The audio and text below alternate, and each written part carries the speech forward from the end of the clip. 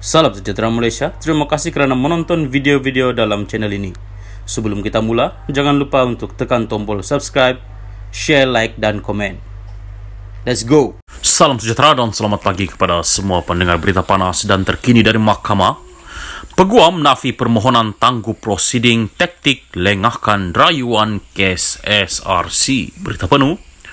Mahkamah Persekutuan hari ini diberitahu tiada dakwaan bahawa permohonan untuk menangguhkan pendengaran rayuan sebelum ini oleh bekas Peguam Datuk Seri Najib Tun Razak iaitu Datuk Hisham Tepotek adalah taktik untuk melengah-lengahkan prosiding kes itu. Peguam Utama Tan Sri Muhammad Syafiee Abdullah berkata, Hisham telah memohon agar diberikan masa 3 hingga 4 bulan untuk membuat persiapan sebaik mungkin bagi mengemukakan hujah dalam rayuan utama di Mahkamah Persekutuan memandangkan beliau belum bersedia ketika itu kerana baru sahaja mengambil alih kes tersebut. Adalah penting untuk diambil maklum bahawa Hisham telah memaklumkan mahkamah itu adalah kesilapan beliau dan bukan kesilapan pemohon Najib kerana lewat menerima ringkasan mengenai kes tersebut. Berdasarkan pengalaman selama 4,5 dekad sebagai peguam, beliau menganggap permohonan untuk menangguhkan kes itu adalah sesuatu yang munasabah kerana belum sampai setahun ia diputuskan oleh Mahkamah Rayuan. Bukanlah sesuatu yang luar biasa bagi mahkamah membenarkan penangguhan atas alasan peguam baru sahaja dilantik meskipun kes itu telah ditetapkan untuk pendengaran, katanya sambil menambah, tiada konspirasi antara beliau dan peguam daripada firma guaman Zahid Ibrahim, Suflan, TH Liu and Partners, ZIST, untuk melengah-lengahkan rayuan kes itu.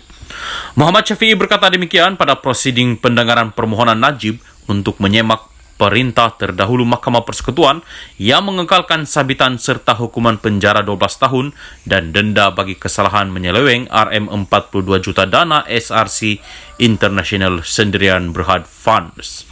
Beliau berkata dalam keseluruhan konteks ini, seseorang itu gagal memahami sebab Mahkamah Persekutuan menggunakan kaedah yang pantas untuk menyelesaikan rayuan kes tersebut dan membuat keputusan.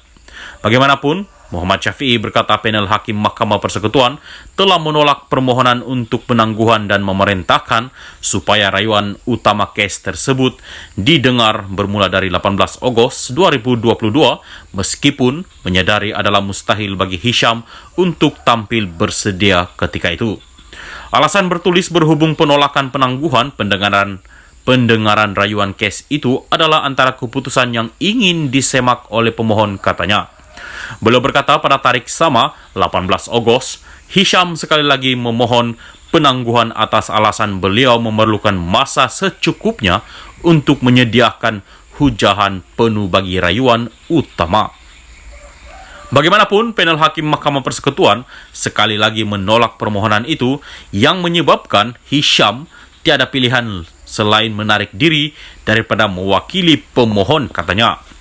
Menyifatkan hubungan beliau dengan ZIST sebagai pesaing sengit, Muhammad Syafiee berkata firma guaman itu gagal memaklumkan perkara sebenar kepada Najib kerana begitu yakin bahawa mahkamah akan membenarkan pendengaran rayuan kes itu ditangguhkan.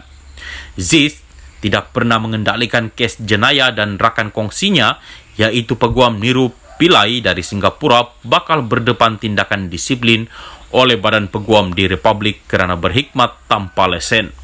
Pada 25 Julai tahun lepas, Datuk Muhammad Zaid Ibrahim dan Niru menasihati Najib agar menggantikan keseluruhan pasukan pembelaannya dengan ZIST.